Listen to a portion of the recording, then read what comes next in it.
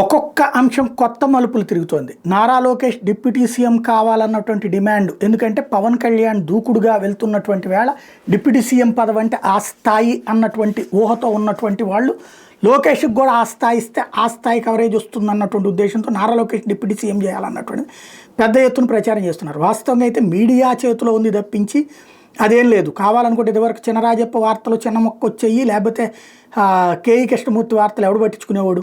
ఇప్పుడు పవన్ కళ్యాణ్ ఏంటంటే పొత్తులో భాగంగా ఉన్నటువంటి వాడు, ప్లస్ సెలబ్రిటీ ఇమేజ్ ఉన్నటువంటి వాడు కాబట్టి, ప్లస్ జగన్ని టార్గెట్ చేస్తూ వెళ్తున్నాడు, ప్లస్ ఇటు చంద్రబాబు విషయంలోనూ కీలక పాత్ర పోషిస్తున్నాడు కాబట్టి అతనికి ఆ కవరేజ్ ఇస్తున్నారు.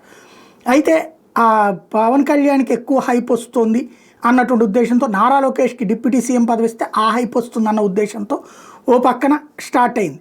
అయితే ఇప్పటికే మహాసేన రాజేష్, తర్వాత పోలిట్ బ్యూరో సభ్యుడు శ్రీనివాసరెడ్డి, సోమిరెడ్డి, తర్వాత పిఠాపురం వర్మ, అట్లాగే సయ్యద్ రఫీ లాంటి అధికార ప్రతినిధులు, వీళ్ళందరిది ఒక ఎత్తు అయితే ఇప్పుడు ఇంకొక మలుపు తిరిగింది. ఆదిరెడ్డి వాసు రాజమండ్రి ఎమ్మెల్యే ఇంకొక అడిగేసి నారా లోకేష్కి డిప్యూటీ సీఎం మాత్రమే కాదు సీఎం అవ్వాలని కూడా నేను వ్యక్తిగతంగా కోరుకుంటున్నాను, పవన్ కళ్యాణ్కి ముఖ్యమంత్రి పదవి ఇచ్చినా స్వాగతిస్తాను, ఎన్డీఏ కూటమిలో ఎవరికి ఏ స్థానం ఇవ్వాలో పెద్దలు నిర్ణయిస్తారు, వర్మ లేదా మా పార్టీలో ఇంకెవరైనా చెప్పిన వాళ్ళ వ్యక్తిగత అభిప్రాయమే, లోకేష్ డిప్యూటీ సీఎం అవ్వాలని సీఎం చంద్రబాబు అంటేనే దానికి ప్రాధాన్యం, మరో 15 ఏళ్ళు రాష్ట్రంలో ఎన్డీఏ కూటమి అధికారంలో ఉంటుంది, నారా లోకేష్ ఇప్పటికే ఆయన నిరూపించుకున్నారు, ఎన్డీఏ కూటమిలో అందరూ బాగానే ఉన్నారు, వైసీపీ పిల్ల సైకిల్ చిచ్చు పెట్టాలని చూస్తున్నారు, ఈ నెల 23 నారా లోకేష్ పుట్టినరోజు సందర్భంగా రాజమండ్రిలో మెగా రక్తదాన శిబిరం నిర్వహిస్తున్నటువంటి సందర్భంలో దానికి సంబంధించినటువంటి మాట్లాడుతున్నప్పుడు ఈ స్టేట్మెంట్ అంతా వచ్చింది.